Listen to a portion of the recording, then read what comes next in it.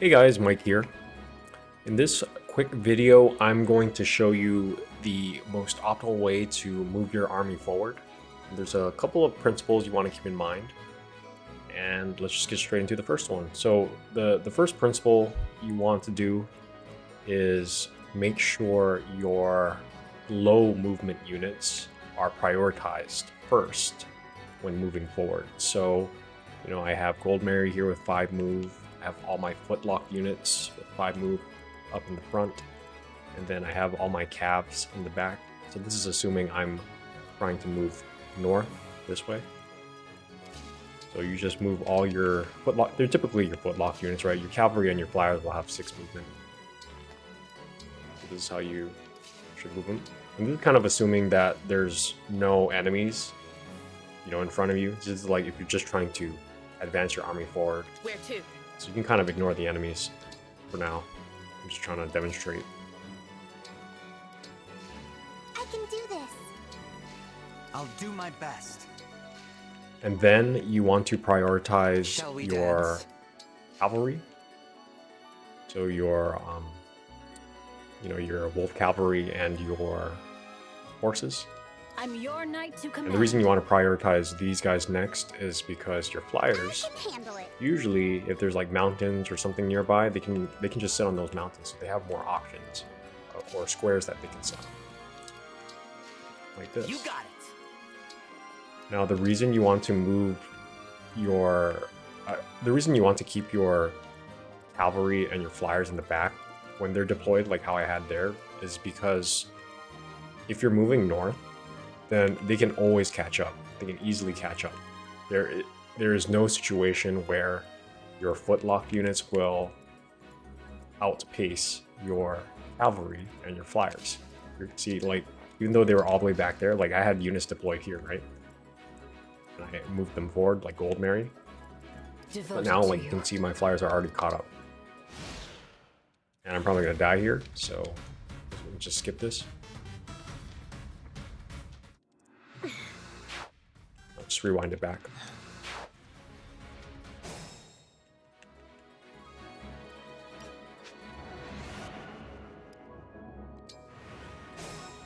So the next principle you want to keep in mind when moving your units is to make sure that they're covering each other, right? So like if I'm moving forward, I want to make sure that everybody is covering each other to some extent. Like I don't want my army getting too spread apart.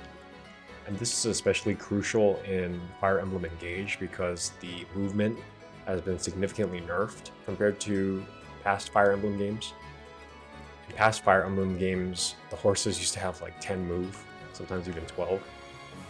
And like it didn't matter if like you sent your horse out here because they could just run all the way back to your army on the next turn, right? But that's not the case for Fire Emblem. The horses and the flyers only have 1 more move than the infantry. So you want to move your whole army together as a as a single unit. And and you want them to be able to cover each other, right? Because say I get attacked here from these units, I always want options, right? That's the whole goal. Like if Ivy was out here, there's no way that if I really needed her, she could come and support this team on this side, right? So that's why you want to keep your units relatively close together. And a good rule of thumb is their movement range can fit around your whole army, right? So if I rewind here, this is naturally good already, like this positioning, because Ivy can sort of move around and reach these units. And even if she can't reach like Etier here, like I can always have a unit do some nifty tricks like reposition that now she can reach, right? So you can use reposition as a tool to help give you more move. Also dancing is also a good way to have units get to the other side. So like if I need a Hortensia, because she was over there, dance her back, and she can contribute on this side, right? So like I said, like if my army was like this, something like this, like split up, this sort of formation, then this is not good, because like Gold Mary, Diamant, they can't get these units, right? Like say I used up my move and you know they're stuck and they're threatened on the next enemy phase. Like, I can't get Gold Mary here, I can't get Diamant here, I can't get Veil here. Well, maybe Veil can because she has Thunder, but you know, I can't get these units to help out here, right? And this situation could have been avoided if you just kept your units all together, right? Another thing too is you don't want to, if you can't help it, you don't want to like group up your units like super close like this, like moving them like this, because when they're like this and you engage with the enemy, it's really hard to hit enemies. So say, okay, say Panette wants to attack enemy over here that comes over here.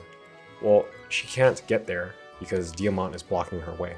So now I have to waste a move on Diamant to move out of the way, so Diamant wasted a move. Now Panette has to come here and throw a Tomahawk, right? And I wasted 2 moves just to get 1 attack in. So that's why you still want to maintain some space like between your front line and the units behind, so at least you have some gaps you can fill in to just get in attacks and your 2 range attacks and your 3 range attacks in a single move. Like you're not having your own ally units get in the way of each other and moving. So like something, you know, moving like this, sometimes you can't help it, like just because of the map. But if you can help it, like in this situation when there is space to move around, you want to kind of keep them, you know, have them staggered a little so that there's some, you know, some spaces between each other, like this. Like if I had these holes here, then I can have like a 2 range come in and throw a Tomahawk or shoot a bow from these spots, right? And I have my front line here. So anyways, these are just a couple of tips when moving your army, just some things to consider. Let me know if you like this content, and hope you enjoyed, and thanks for watching.